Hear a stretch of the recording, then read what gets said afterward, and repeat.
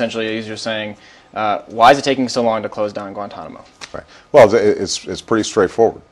Number one, you've got a whole bunch of individuals in Guantanamo, some of whom are very dangerous, some of whom were low-level fighters, some of whom the courts have determined should never have been put there in the first place.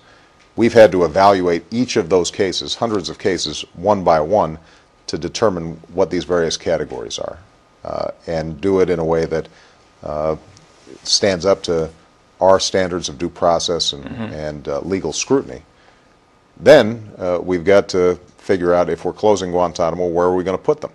And we have proposed that there are a number of options on the continental United States where you could hold these people as trials either in military commissions or in Article III courts are pending.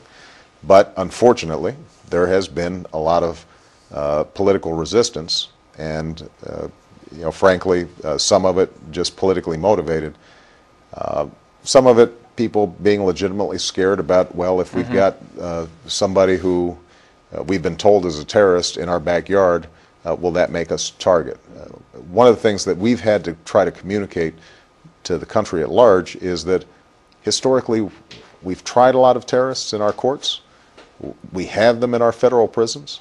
They've never escaped, and these folks are no different. But it's been one of those things that's been subject to a lot of, in some cases,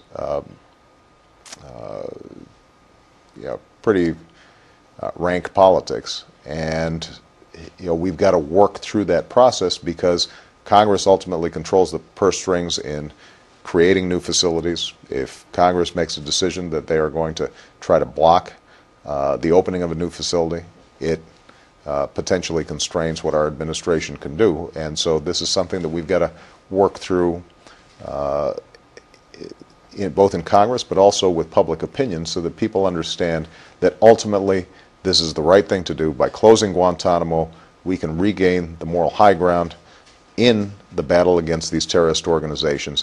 There's been no bigger propaganda weapon for many of these extremists than pointing to Guantanamo and saying that we don't live up to our own ideals. And that's something that I strongly believe we have to resist, even if it has some costs to it, and even if it's not always the most politically popular thing to do. Mr. President, we don't have much time left, but I want to make sure we get to the issue of energy and the environment.